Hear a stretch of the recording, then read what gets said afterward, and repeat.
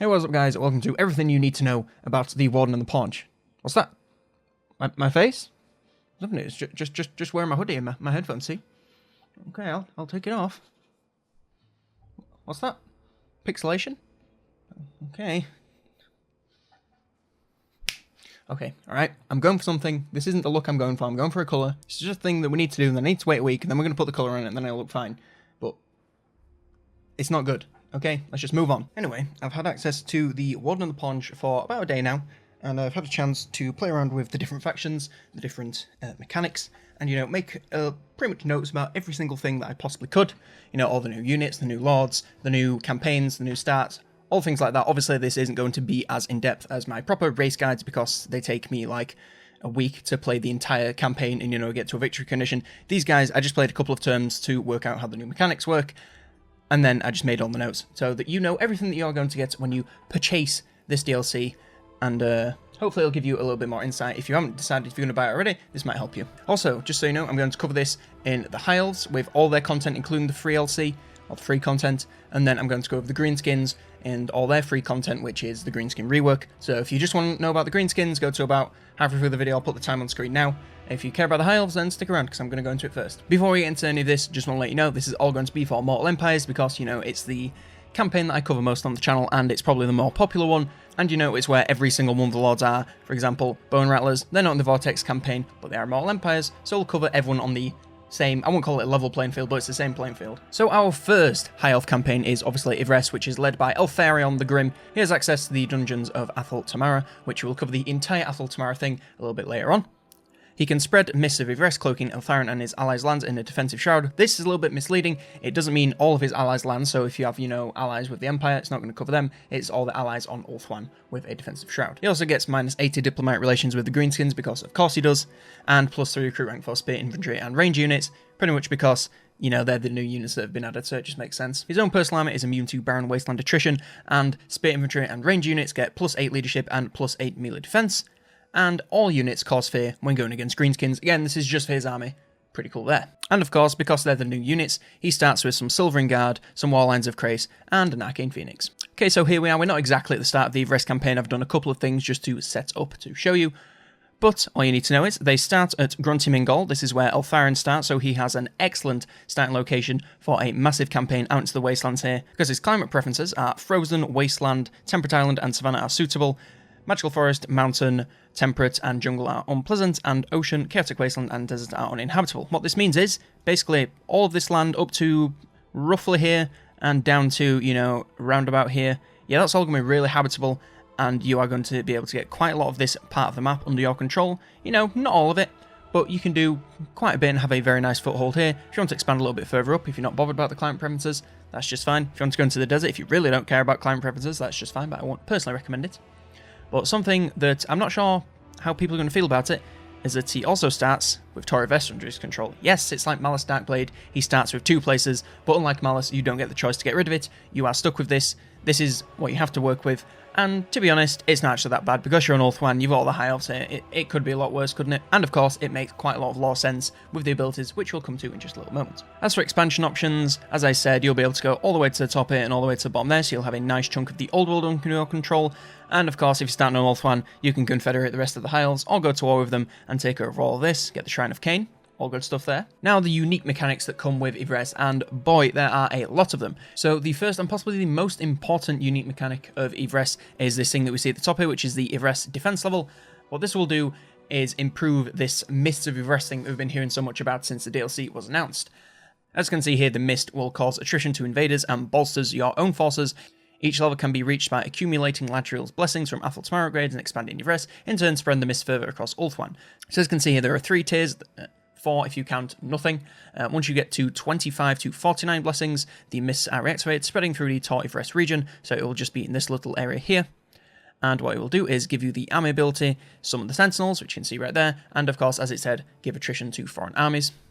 Level 2, which is 50 to 74 blessings, the mist is spread to all owned regions in the Ivres provinces, which will be all of this area down here, which is a pretty fair chunk of Ulthuan, but again, not too bad. And this will grant you some of the Sentinels as well as Oath of Replenishment, which is a very, very, very nice ability to use there. Both of those are very good. And the final tier, which is 75 to 100 blessings, the mist spread to any outer region of Ulthuan owned by a defensive or military ally. You get those 2 army abilities, and also all units get perfect vigor and unbreakable. If you manage to get this to the max tier, the High Elf Island is going to be impenetrable. It is going to be so difficult to attack. I'm not sure how this is going to affect the Order Tide, but I'm very nervous. Because the ability, if you own all of Ulthuan, or if you are allies with all of Ulthuan, to cloak it in this mist that gives this to every single army, that's going to be disgusting.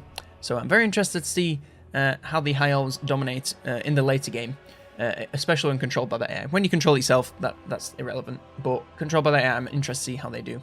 So these Ladriel's Blessings, they are gained from upgrading the Tor Ivres settlement, so if we just click on this, as you can see there, upgrading it, we get 10, and then 20, and then 30, so you get 30 out of your 100 there, and then the rest of them are gained through upgrading Athol Tamara. There are too many of these buildings to list, but what all you need to know is they are separated into the Silent Sentinels and the Watchers of Ivres. This is kind of more military, and this is kind of a little bit more upgrading the place itself. So as you upgrade each of these, you'll be getting, different benefits, and also a couple of Ladriel's Blessings, so you get 5 for each of those. You get 5 there, you get 5 there, 5 there, and then eventually all this adds up to 100, and then, Ulthuan will be the impenetrable fortress we always knew it was. We interrupt our program to bring you this important message. You there, are you a part of the 11%? 11% of what? The 11% of people subscribed, of course. You're not? Or what are you waiting for? The button's right there. Subscribing will ensure you never miss a video, and has been proven to increase your epic gamer skill by at least 1%. If you're feeling particularly adventurous, you could also like the video to be in with a chance of winning eternal happiness. So go ahead and subscribe, and join the 11% today.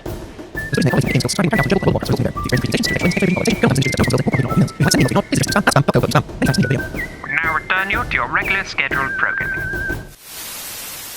So to upgrade each of these buildings, you are going to need 5 of what is called Warden supplies. It says each facility upgrade costs 5 supplies. I don't know if this will change over the course of the campaign. Again, I only had a limited amount of time to try this out, and it was 5 up until I saw. So you can gain these through a variety of ways. You can interact with prisoners, destroy greenskin settlements, complete objectives, and Mistwalker candidates, which is this thing that you can read right here that says, Lords and Heroes may be inducted into your special group of Mistwalkers. So I imagine when you bring those in, they bring some supplies with them. And then once you get to 5, you can upgrade each of these. So to upgrade them all, you're going to need... Oh god, maths. You're going to need about 75, 80 of these to upgrade them all, so it's going to take you a fair amount of time, so be sure to choose carefully what upgrades you want to get. If we go to this icon down here, we can see the number of prisoners is 1 out of 1, because I've captured someone, just show you how this works. So as you can see here, we have this guy, I can't remember his name, but it's from the Greenskins, so when you have a prisoner, you'll get plus 5 leadership when fighting against that race, and minus 10 relations with that race because, they don't like you taking their prisoners. And you can take prisoners, I believe, from any faction in the game that you're at war with. So if you want to, take Tyrion into prison, then that's totally fine. Go for it. Sounds pretty cool. I don't know what you'll get from it, because, again, I've only had a little bit of time to play around with this. When you have a prisoner, you can do one of 3 things. I only have 2 unlocked at the moment, but I can unlock the 3rd one and show you as soon as we cover these 2. So as you can see here, we can indoctrinate this prisoner, which will release them back to the faction unarmed. So if this is a legendary lord, it might be better for you to just hold on to them rather than let them go back, because if you know someone like Tyrion or Alariel, they can make a serious difference to a faction, and it might be worth holding on to them, or at least wounding them rather than just letting them go back. But if you do let them go back, they'll provide line of sight at their location every single turn. You'll be able to steal 5% of the character's faction's treasury per turn, and gain 4 influence next turn, and 3 Warden supply. That's just a one-time thing, that's not per turn, just one time. Alternatively, you can execute them, which will kill or wound them if they are legendary. Eltharion himself will gain 500 XP, you'll gain 8 influence and 3 Warden supply. I honestly, again, I won't say to do this unless the character that you have in prison is extremely valuable to the faction, because 500 XP isn't really that worth it, and 8 influence, again, not really that worth it. This is probably the one that you want to go for most of the time, again, unless it's someone that's super important and, you'd rather delay them getting back. So I've just quickly ended the turn and upgraded our interrogation room. So as you can see, we have the interrogation option, and the only thing that I've been able to see this do is give Mistwalker units abilities. Mistwalker units are just some unique units that Eltharion can recruit in the campaign. They're very cool. I'll of course cover them later when we get to the unit section. I imagine it'll depend who you're interrogating. If you're interrogating Legendary Lodge, it'll get special things, faction leaders, all sorts of things it can depend on, but with my very short time of the game, I've only been able to see this certain ability, so you'll have to experiment with this by yourself, but I believe it will get you all sorts of interesting things the further into the game that you get. Now, to get these prisoners, it's going to encourage you to fight a lot more of your battles manually, because I'll just show you how it works. So as you can see, when we get into battle, we have this new ability, which is the Warden's Cage. This will only appear if you have a space in your dungeon. If your dungeon is filled up, this won't appear, and you won't be able to imprison any more lords or heroes. As you can see, you can use it on a lord and hero, and if they are wounded while it's inactive, the character will be imprisoned after the battle. It causes damage, it reduces their melee defense and their armor, and it makes them unable to move. Now, a lot of people have been using this right at the start of the battle to try and imprison someone off the bat. That's not how it works. You need to get the lord or hero to a low enough health and make sure they're within range of your units so you can quickly kill them in that 25 seconds. 25 seconds might seem like a lot, but if you don't have anything high damage there to take them out, it's really just not going to do anything, and they're going to walk off the map. And as you can see, you can only use this once, so yeah, that's not great. If you don't get it, you're going to be pretty mad with yourself. But hopefully I'm just going to quickly fight through this battle, and then I'll show you how you do it. As you can see here, this guy is getting close to the edge of the map, so I'm just going to have to pop it, and hopefully these guys can do enough damage.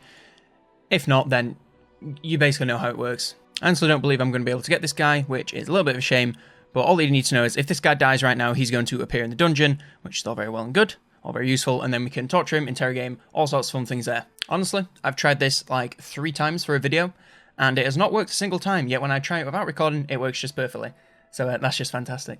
Now, why this encourages you to fight all your battles manually is because if you fight it or resolve, you do have a chance to imprison someone, but when you are fighting it manually, you have a lot more fine control, and you can really focus in on the Lord and take them out. Unfortunately, I wasn't able to do so because recording curse, as they call it.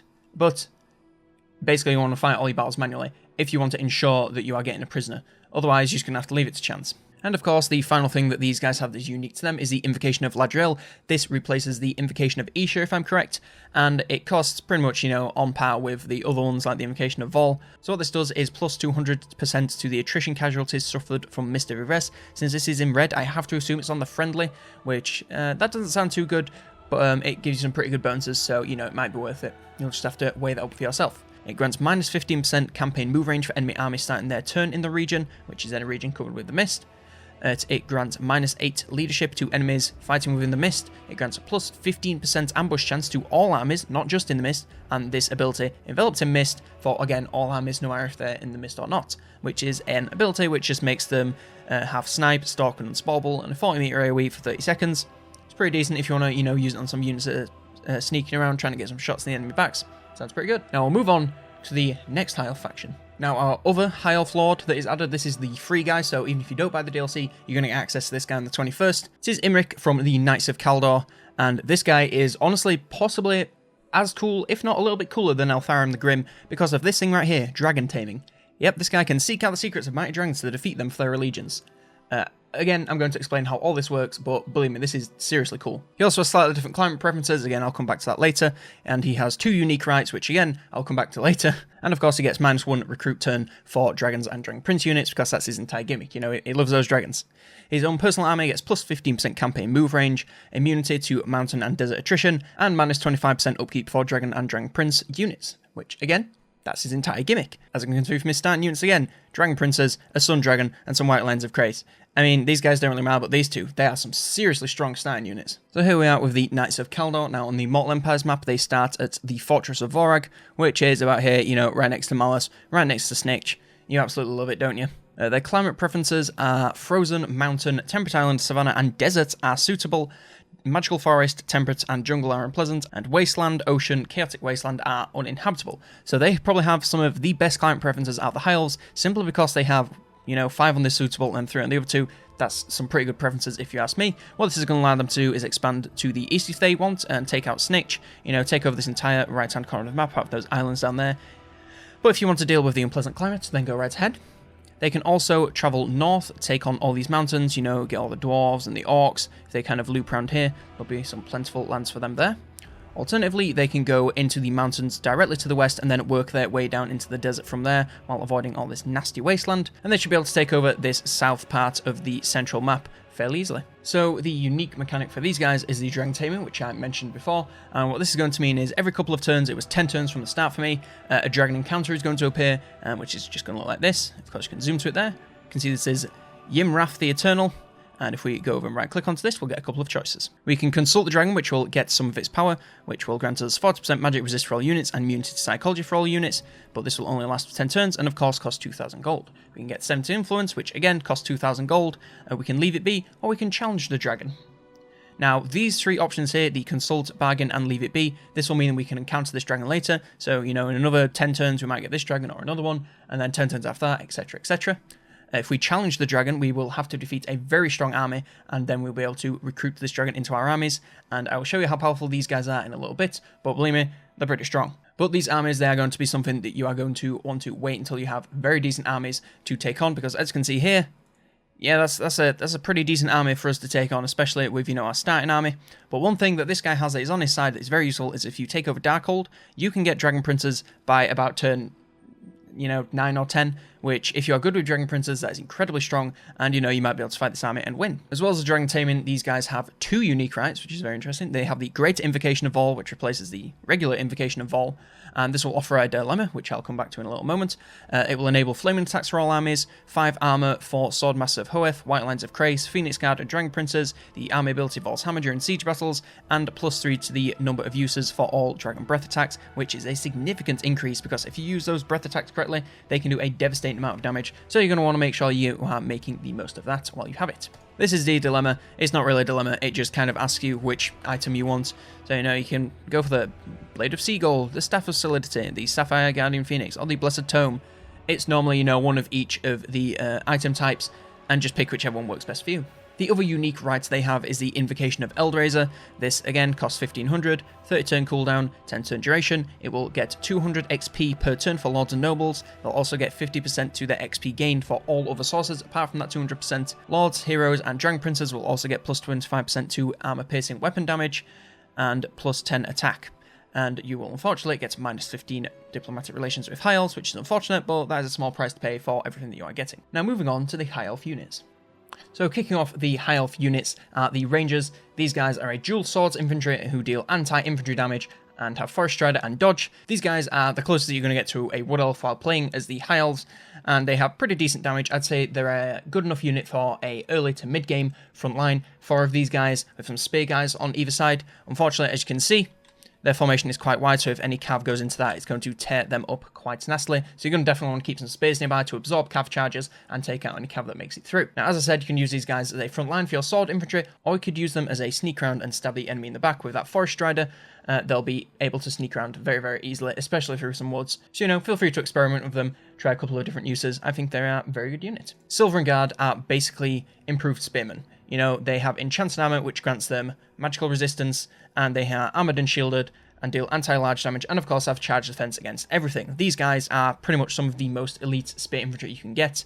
They might not be quite as good as Phoenix Guard on damage, but they are certainly going to last a very long time. That is kind of Eltharin's whole thing. You know, he's the line holder, he's the Warden, he's the last line of defense for all of Ulthuan. So these guys, I'd say you could either take 2 of them to use on the flanks to defend from cav charges and target anything on the enemy front lines that is large that you can do lots of damage to, or use all 6 of them on the entire front line for an excellent line holder. But if you do this, you are going to need to rely on ranged and magical damage to do the majority of damage for them, rather than getting all the kills themselves. Now, the Lion Chariots of Krace, these are basically white lines of Krace being pulled along by some actual lines of Krace on chariots. Now, as we all know, chariots are charge focused, you know, they need a lot of micro. This guy has 70 charge bonus, so you're going to want to keep him moving in and out of combat. He has excellent speed, excellent armor, excellent leadership, and pretty good damage, especially with the anti-infantry and the armor piercing, as well as being armored and having the line pelt, which defends them from missile attacks, and also says magic, but that's not quite listed here. That might just because it's a pre-release, we'll have to wait and see for the full version. But yes, these guys are going to be excellent as long as you are decent with your micro, so you keep them on the move, tearing up the enemy backlines or charging into infantry backs. I think they're going to be a force to be reckoned with, and are going to be excellent on anyone using them except me, because at micro I just can't. The war lines of Krace are basically the lines that were pulling the chariots, but you know, separated. They're kind of the direwolves of the High Elves, as I like to see them. They're extremely fast, do armor piercing anti-infantry damage, and have those line pelts that defend them from missiles and hopefully magical attacks. They don't have the most armor or leadership in the world, but they are exceptionally fast and deal outstanding damage for the type of unit that they are. These are going to be excellent at getting into the enemy backlines and taking on any ranged infantry or artillery that is left exposed. Even if it has lots of armor and some decent melee attack and defense, you know, these guys are going to tear through it very, very easily, and there is going to be no outrunning them. They're also going to be excellent at chasing off retreat units for this speed reason, and they're also a great unit for pinning down any enemy cav that's giving you a lot of trouble and you can't catch up to, since these guys can get in there, pin them down, give your units time to come in and do the damage. Finally, we come to the Arcane Phoenix, and I know this is just a reskin of the original Phoenix, but it is goddamn beautiful with those colours. I'm a big fan. Now, this thing does armor piercing damage, it has rebirth, so if it gets to a very low health, there is a percentage chance that it can just regen quite a lot of its health rather than dying. Again, this doesn't happen every time, so don't be surprised if you just see it immediately die, which is always a bit sad, but you know, it's the price you pay. is attuned to magic, so has a bunch of resistances. It has 12% ward save, 20% physical resistance, and 70% fire resistance, so it's going to be incredibly difficult to take down despite its relatively low armor.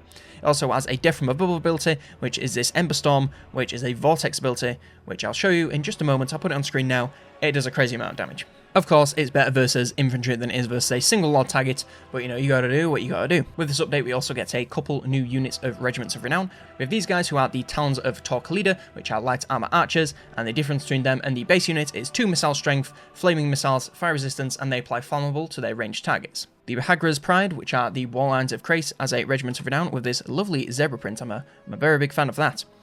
The only difference between those and the base unit is that they have the Mighty Roar ability. And finally, we have the Omen of Zirin, and the only difference between this and the regular Arcane Phoenix, aside from the gorgeous feathers, is that it has the Omen of Hope passive. Now we come to the Mistwalk units, which are exclusive to Eltharin and are also exclusive to his campaign. You can get these in multiplayer if you're playing as his faction in particular, but if you're playing the regular High Elves, you're not going to be able to use them.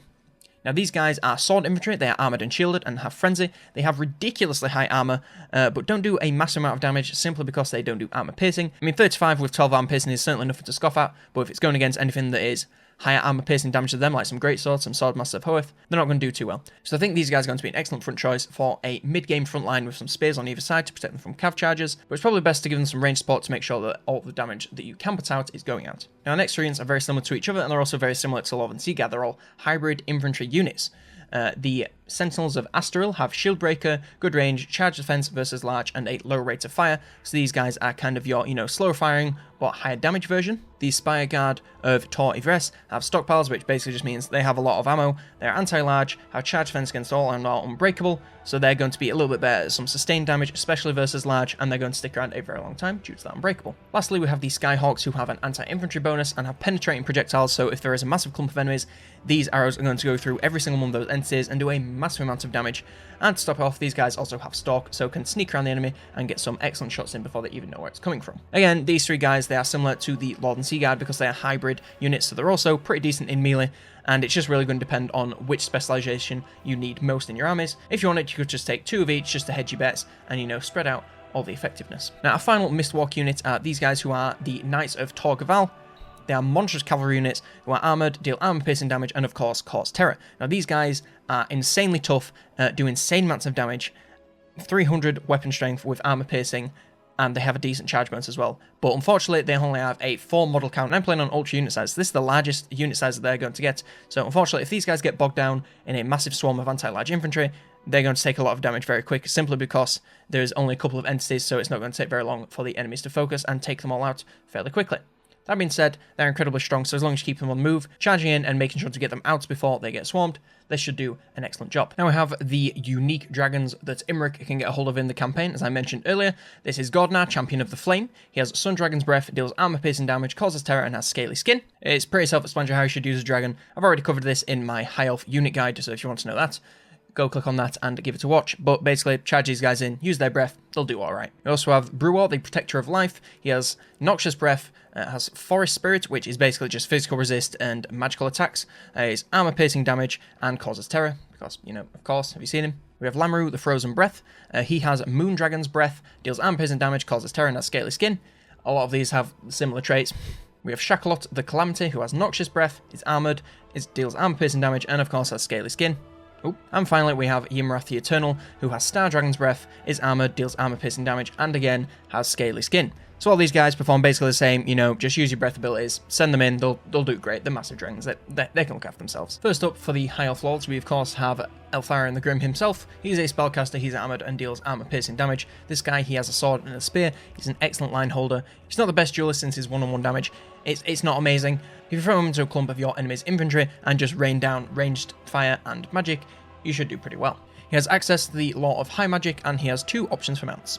The Barded Ithilmar Steed and his legendary mount Stormwing. Personally, I just save up for Stormwing and wait, because it's just way better than wasting a skill point on just a regular Ithilmar Steed, But, you know, each their own. He has Shield of Saphir, which is, of course, the passive that comes with the Law of High Magic, and he has Mistwalker's Barrage, which you can see on screen now. As for his skills, he, of course, has the Essential Root Marcher, so you're obviously going to get that first.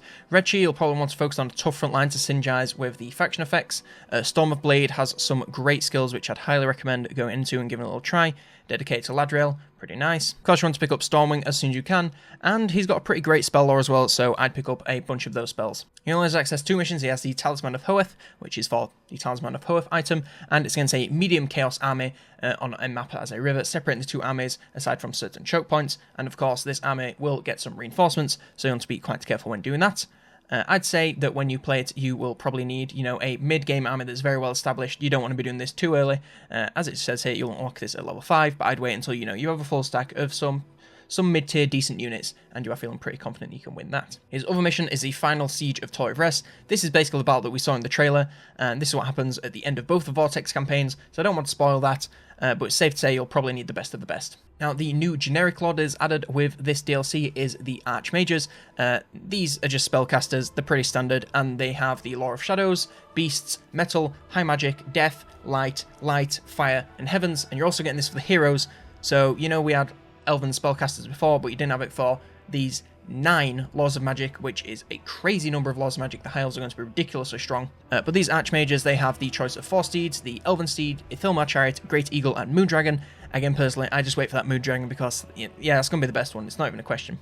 For their abilities, they have Arcane Conduit and, of course, the corresponding Law passive, which is, you know, Smoke and Mirrors, Wild Heart, Metal Shifting, Shield of Saphir, Life Leeching, Life Bloom, Exorcism, Kindle Flame, and Broiling Skies, which is in conjunction with the Laws of Magic that I listed before. Leveling these guys, of course, you got Root Marcher, you know it, you love it. Red Tree, depending on what you're improving at the time, depending on what faction you're playing, this can be a number of different units that you want to do, so I'll leave that up to you. Spell laws are always worth it, depending on what spell law you get. I would personally probably stick to, you know, the more powerful ones, you know, like Fire, maybe a bit of Life, High Magic. These are all good spell laws, it's just some of them are better than others. The dedication skills, which are, of course, they've been here since the start. You just want to pick up whichever one is working best for you. And of course, the amount of you're choosing, but as I said previously, I choose the Dragon. Finally, our last new Lord added in this DLC, well, not in this DLC, but at the same time as this DLC, is going to be Emmerich for the Knights of Caldo. He has Dragon Armor, which is going to protect him from all fire attacks. He deals armor-piercing anti-large damage, and of course has Martial Mastery. So this is of course going to make him much better when he is at high health, which, you know, you should always strive to keep your lords at high health. He has no spells, but he does have the choice of 2 mounts, and he spawns on Materius. I don't know how to pronounce that. And I don't know how to pronounce either of these. Okay, he gets a horse and a dragon. I'd save up and go for the dragon. He has the abilities Lord of Dragons and Dragonhorn, which is a unique start to the Red Tree. First for his skills, of course, we're going to go Root Marcher, then we're going to go into the Red Tree and pick up the units that he is using the most. To be honest, that's probably going to be Cav and Dragons, so you're going to want to focus on that. Again, that's a lot of micro, so if you don't want to use that, pick something else. His Caldo Encompassment line, which is another word that's difficult to say. I don't really like this guy's skill tree. I would definitely go into this and pick up a bunch of these skills because they're going to be incredibly useful. Dedicated to Vault, Blazing Lance, and Dragon Pact are all also very good ideas. As for his missions, he has 5 fights versus large armies to unlock those unique dragons. These are tough armies, so you're going to want to make sure that you are into the mid-game and you have a decent army that you know what you're doing with as you take on these, because it's going to be a large army, it's going to have reinforcements. When you're taking Brew War, it's going to be versus Wood Elves. When you're taking Gordonar, it'll be versus Tomb Kings with some Phoenixes. When you're going to get Shaklot, it's going to be versus Vampires. Ymrath will be Lizardmen, and Lamaru will be Norskans. He also has one other mission for the Armour of Caldo, which is against a medium vampire army with some reinforcements, and as you can see here, the item gained, yeah, that's pretty strong, restores 1000 hit points, gives him all his vigor back, recharges all his abilities, it just basically gives him a second chance in battle, pretty much. So yeah, you're going to want to pick that up as soon as you can. Now, moving over to the Greenskins, of course we have Grom the Paunch. Everyone knows who this guy is, he's leading the Broken Axe faction, and he is seriously cool. He has access to Grom's Cauldron, which, again, I will come back to later. He has slightly different client preferences to the other Greenskins. This is mainly because, if you can see there, Temperate Island, that's where the High Elves are, and, you know, it's kind of the entire thing to go after the High Elves. So, if you don't like fighting against the High Elves like me, then you're probably not going to enjoy this too much.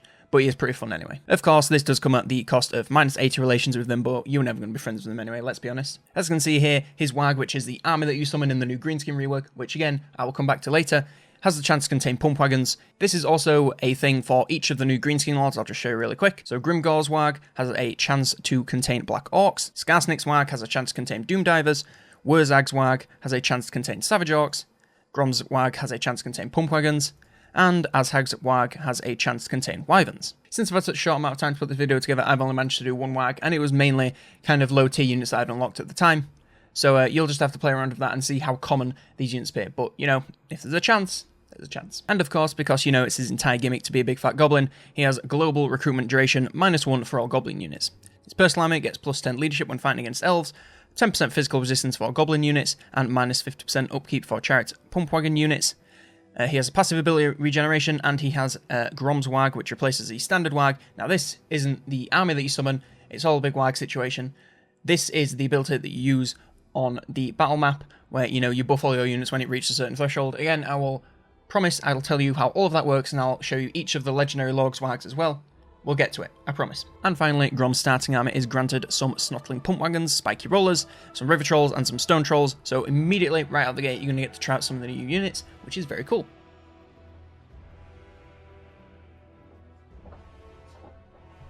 I didn't forget OK. I just remembered when I saw it. So Grom the Paunch on the Mortal Empires map, he starts in Massive Orcal. When I did play him, full disclosure, I played him on the Vortex, simply so I could speed through the turns and work out how all the new greenskin stuff works, so the other footage you might see will be from that. But in the Mortal Empires map, he starts right here, and he has these climate preferences. Wasteland, Mountain, Temperate Island, and Savannah are suitable. Frozen, Temperate, Desert, and Jungle are unpleasant, and Magical Forest, Ocean, and Chaotic Wasteland are uninhabitable. What this means is, all the land that's immediately around him is unpleasant, which is a little bit of a pain, to be honest. It's going to make his start quite difficult, unless you can immediately, you know, get into these mountains with Skarsnik, or get onto the island with the High Elves. Both of these options, they don't sound too fun to me, but, you know, that's just how the cookie crumbles. But, you know, if you don't really care about climate preferences, you could expand, take over the entirety of Bretonia, into the Empire, into the Vampires, you know, do whatever you want, do what works best for you, all up until you get to these wastelands down here, when it will be clean and green all the way to the desert, which sounds like a fun time to me. Now, the unique mechanic is, of course, Grom's Cauldron, which is this thing here. This is basically a big cookpot where you can make many different recipes for Grom to gobble up. There are 15 different recipes and 25 ingredients for you to collect. You can collect these through a number of methods. Just explore them out, leveling up types of lords and heroes, you know, stupid stuff like win a battle against an army containing 6-limbed creatures.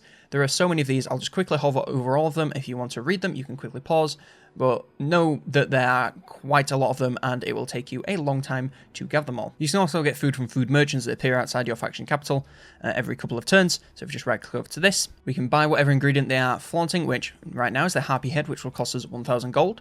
We can let the Hag cook, and she will cook as a random recipe, and it will replace any current recipes that you have affecting your faction. We can rob her, which will get us 500 gold and 50 scrap, which is part of the new greenskin mechanic, which again, I'll come back to a bit later. Or we can cook for the Hag, which will present us with a challenge, which when completed, will give us another ingredient slot in the Cauldron and add funds to our treasury. What this means is, we will have a third slot unlocked and we'll be able to make more advanced recipes. Each ingredient has its own effect, and when combined, they make recipes like the Misty Mountain Broth, which will enable sundering attacks for Grom, base weapon damage for Grom, regeneration for goblins and night goblins, ammo for goblins and night goblins, and Harpy Teeth ammunition for goblins and night goblin missile units. So all pretty interesting stuff there.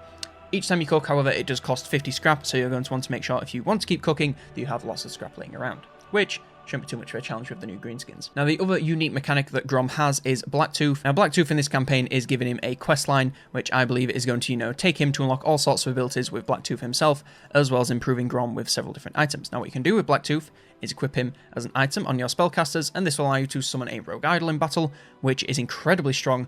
The Rogue Idol is one of the new units added, which I'll cover later, and all you need to know for now is it's real strong, so as soon as you get Blacktooth unlocked, be sure to equip him, because you're going to want to do that. And our final new faction, I suppose you could say, is Azhag the Slaughterer's new faction.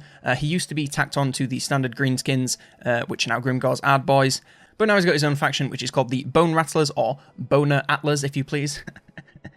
Thank you, it's a great joke, I know. He has slightly different climate preferences. Again, this is just due to where he starts, which I will again show you in just a little bit. He has plus 40 relations with the Vampire Counts and Ark and the Black. Again, this will make sense when you see where he starts.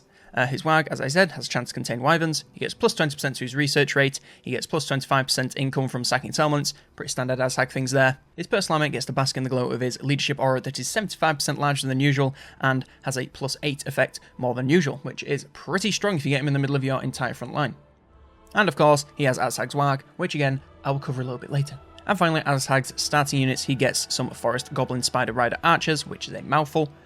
some Goblin Rock Lobbers, and some regular Trolls. I can't remember if this is any different to how it used to be.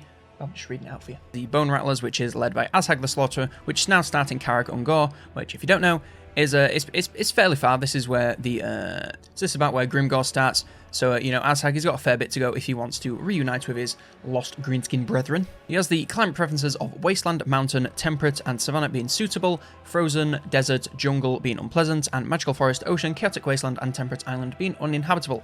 So this guy, he's going to be able to go into the Empire if he wants, take over all this land without too much of a hassle since it's all suitable terrain. He can also travel down through these mountains, take on a fellow Orc faction, which is very exciting with the rework, which again, I'll come back to in a little bit. And continue all the way south, take on the Dwarves, and take over the entire wasteland. So this guy, he's pretty much going to be able to dominate the entire of the old world, which is very exciting. I might consider a playthrough with him pretty soon, because that honestly sounds like a lot of fun. But yes, that's pretty much it. Unfortunately, old Azhag doesn't really have anything too unique going on. He just has a new starting location, but it's very exciting. Now, before we get onto the greenskin units, I'm just going to quickly go over the greenskin rework.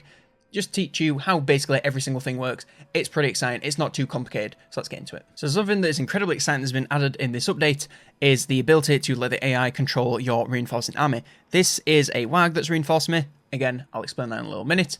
But you can do this with any reinforcing army you want. I believe this is going to be added for all factions, so it's incredibly exciting for the people that don't like to control massive 40-unit armies and also don't like using disabled large armies. You're going to have a third option here that is going to... it's not going to save because you know it's AI, so it's not going to be as intelligent as, you know, some players out there. It's going to be more intelligent than me, but, you know, that's besides the point. But yes, that is going to be there, so that's very exciting. So the new WAG in battle mechanic works just like this. So as you can see at the top here, we have WAG points. Now we need to accumulate this many WAG points to be able to enable our WAG in the battle. And as I mentioned previously, every single lord has their own WAG. So Grom has this one. I'll put the other ones on screen now as we go through this. All you need to know is, once you get to this threshold, you're going to be able to activate that. So you need this number of entities to be engaged in combat. Now, you don't need this many entities in your army, that's not how it works. It's just so if you have, you know, 15 spearmen in battle, they'll get 15 per second that they're in battle. If you have 100 spearmen, they'll get 100 per second. So if you commit all your army at once, you're going to get all your army generating you these points at once. Then once you reach that threshold, you'll be able to generate the WAG and set it off, and you're going to do, well, it's going to do a lot of things. So as you can see, we have reached our threshold, so we pop this, can restore some hit points, melee attack, weapon strength, immune psychology. It's pretty gross. It does quite a lot of damage if you let it. As you can see, we are also regenerating into our next WAG. So if your battle goes on for a long enough amount of time, you have enough entities in combat, then yes, you can get multiple WAGs off in combat, which is amazing, which should have been a thing from the start, but you know what? Here it is. It's pretty great. Let's not complain. So the new fightiness mechanic, which is now called Reputation, is faction-wide, so you no longer have to do it for each army, which is a massive relief. And as you can see, there are a couple of tiers. We have Bottom Feeder, which gives you this. I'm not going to read them all out because you can read yourselves. We have Straggler, which does this, Mobster, and Wagmonger. And when you get to the max, you can call to Wag, which will start summoning the Wags to every single one of your armies. So rather than this just, you know, being on one army when you get to max fightiness, this is going to be on every single army. I cannot stress enough how strong this is. Now, Reputation is, you know, it's gained through the things that you would expect. You get passive gain in the background for, you know, certain buildings, having your lord, fun things like that. Previous WAG successes, so if you have a successful WAG, you'll get some bonus to your next one.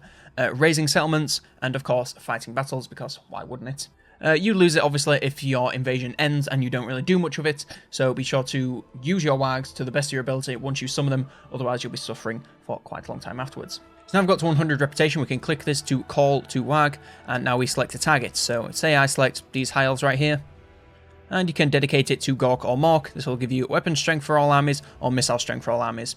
As you can see here, if we take this capital before the WAG expires, we'll be granted a rare specific trophy and accompanying rewards. These rewards will be some special units that we're going to, again, come back to just a little bit later, and this trophy will be this little thing right here, which is pretty useful, and you can get a wide range of them. It'd take me far too long to play through and see all of them, so you'll just have to work that out for yourself. But you're going to get something along the lines of this for your entire faction, which, you know, that's kind of worth it. Now, the WAG works in a different way to it did before. So as you can see here, if I click this, I now have my WAG army, and I can see what units I've got there. I've got some rollers, you know, some stone trolls, some goblins, and some sword infantry. And that gets a regular WAG, but since it's going to be on the same map as Grom, it's going to get Grom's big WAG. Let's be honest, we're going to use that one. And as you can see here, we have 19 units, so this WAG can get up to 19 units. If we go to this guy over here, he only has 6 units, so his WAG can only get 6 units. So your WAG is no longer just a stack that appears, is it gradually fills up over time. This will fill up all the way until it's got 19 various units. So, you know, you're encouraged to fill up your armies before you do your WAG so that you are getting the most out of them, because, you know, there's a big difference between, you know, getting 2 10 stacks with WAGs and then 2 20 stacks with WAGs. That's a ridiculously massive amount of units that you can have on the field at one time.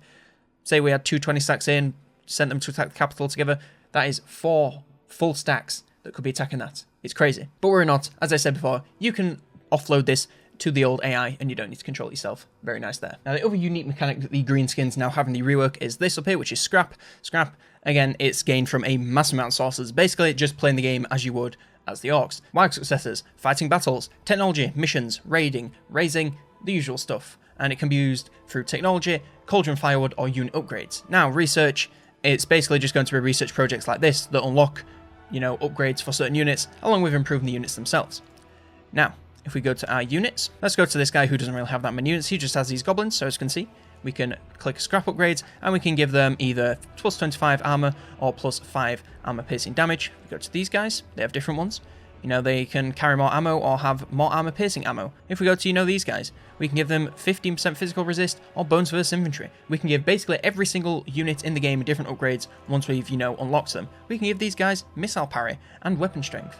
Every single unit you will be able to upgrade, but it will cost, you know, 20 for each unit, so you're going to need to have a lot of this lying around. Unfortunately, there isn't a way to automatically do this as far as I know. The best way that I found is if you have a lot of units of the same type, you select them all, click upgrade, and then click on the upgrade that you want. It'll show you the per 1 unit cost and then the cost altogether right there, so you know how much you are spending. But that's the fastest way I found to do it, if, you know, you get a fresh new army and you want to upgrade them all at once. As I briefly touched on there, the research tree, it's been completely reworked. It's pretty standard, you know, it's got a decent layout with, you know, things that cost gold, things that cost scrap, and, you know, it's all the standard things like, you know, improving units, improving economy, infrastructure, the fun things like that. But the 2 new things that they have is Rachnic Spiderclaw and Oglock the Horrible. These are 2 semi-legendary lords, I like to call them, which are unlocked via research for 5,000 gold, and they are immortal, and they have, you know, these special abilities, so increased prowess for spider units, and, you know, increased stats for orc ball boys, savage orc ball boys, fun things like that. Kind of like the Vampire Coast have those semi-legendary admirals, these guys have these guys. And the final change that I've found to the greenskins is now defeating a legendary lord or a faction leader.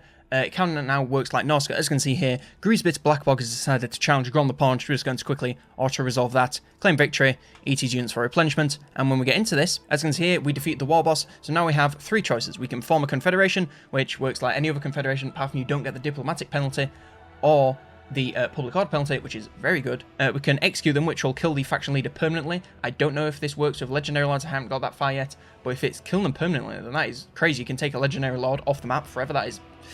That's pretty big, dog. But of course, the faction won't like this, so you'll get minus 20 relations with them. I imagine as you get further into the end, that'll probably become a little bit more severe.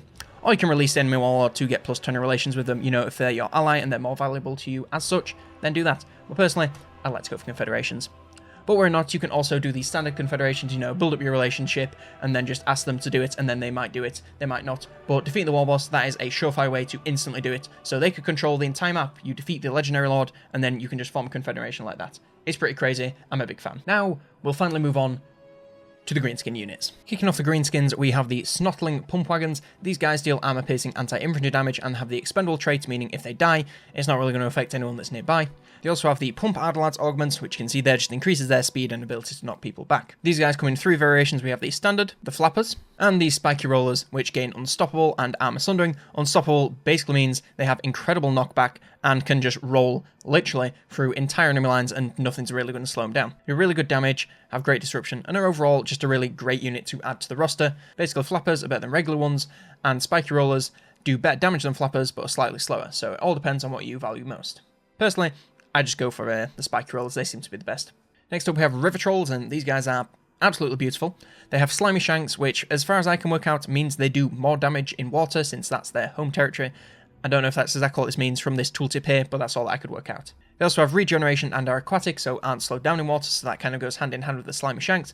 Unfortunately, they do still suffer from poor infantry, as do, most of the trolls, but that's just the price to pay. It's pretty much the same as regular trolls, but do better damage, so, you're going to want to use them pretty much exactly the same. Keep them embedded within some infantry, so that they're not the focus of the damage, and they'll do pretty well at disrupting and dealing a ton of damage. Stone trolls are up next, and again, they're very similar to regular trolls and river trolls, but they just do the most damage out of them all.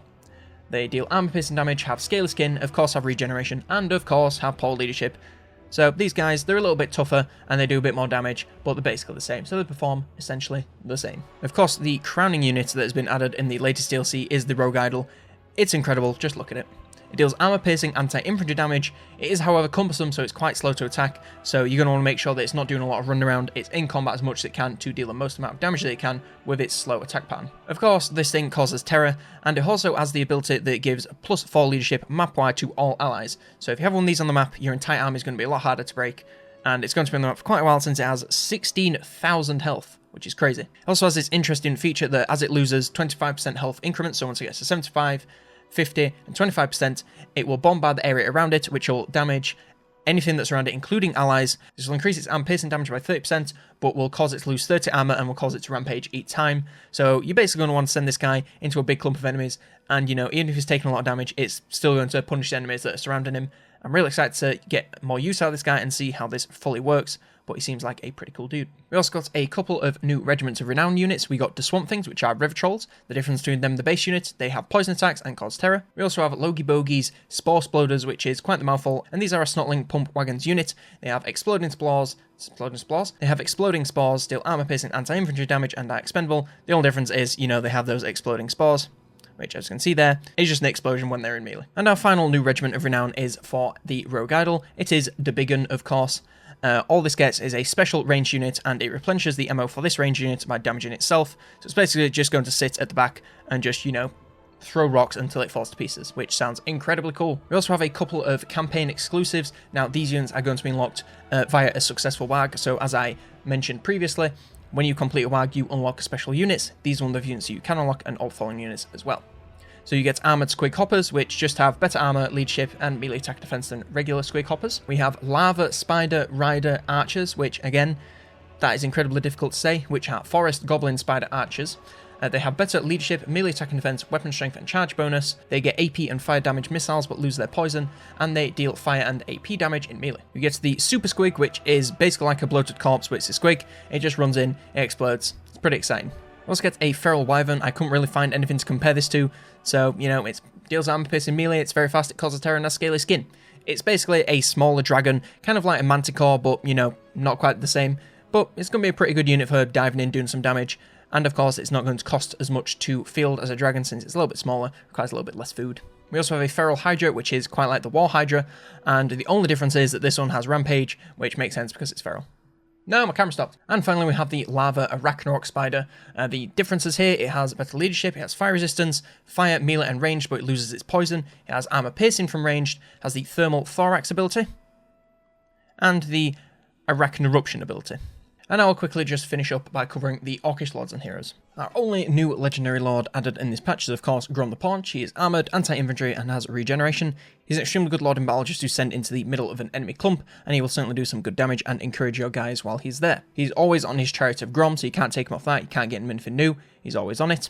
He has two abilities. He has Language of Du Bois and the Great One is Ear. As for his skills, he has the classic Route Marcher, and then in his red tree, you're probably going to want to focus on improving his goblins, especially the pump wagons. That seems to be his whole gimmick and seems to be what his faction is really built around focusing on. Great Immensity line is his unique line, and it has some great skills for improving his faction as a whole, as well as certain units, and of course Grom himself. Down to Size and Gobletide, again, a couple more skills that will improve your goblin units, and coming back is a great one if, you're planning to get him injured, or, of course, if you're planning to go against any elven units. He has just one mission, and it's the Axe of Grom. It is versus a goblin-based force with some trolls and giants with reinforcements, and the item Grained is amazing for combat with a bunch of damage improvements as well as an ability, and the 5 growth, that can't hurt. Our final hero and the final unit, and the final thing to talk about in this video, is the Giant River Troll Hack. She's a spellcaster, has slimy shanks, regeneration, and is aquatic. She's basically like a river troll, but, a singular spellcaster. They always just have access to the Law of Death. You can get any other laws on these guys, but you know, that's still adding another law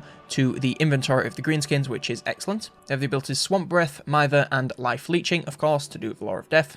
For their campaign use, they can replenish troops, spread public order, of course they can discover undercities, because who can't nowadays. They can steal technology, wound enemy heroes, and assault enemy armies. As for leveling up their skills, it's pretty standard for a spellcaster. You just want to level up the spells, get all those unlocked, especially with the Law of Death. It has some pretty good ones once you get to the end. Teach 'em Right, Bag Battering. They're also excellent for making her a little bit better in melee combat, and of course Immortality is always a must. But yes, I believe that covers everything that you need to know about the DLC and the free DLC that's coming on May the 21st. Big thanks to EA for giving me this early access. It's pretty epic. Thank you to all of you for helping me get early access and bring you this content a little bit earlier. Once we get to 8,000 subs, then I get into the next tier, and then I get it even earlier for the next DLC, and possibly Warhammer 3, so that is very exciting. Can't wait for that. But yes, thank you for watching this video. If you enjoyed, be sure to leave it a like and subscribe. Putting a lot of time to this. I got access on Wednesday. It's currently Thursday when I'm recording this, and I'm going to have to edit this for tomorrow and render it. And oh boy, it's going to be a big one. So show some support, I'd appreciate that. If you want to see more videos on Total War Warhammer, I've got the Dark Elf Guide coming next week, starting with the campaign. Be sure to subscribe and hit the bell notification so that you don't miss that. So yes, I think that covers everything. So for now, I was COLONELDAMNEDERS, and I will see you next turn.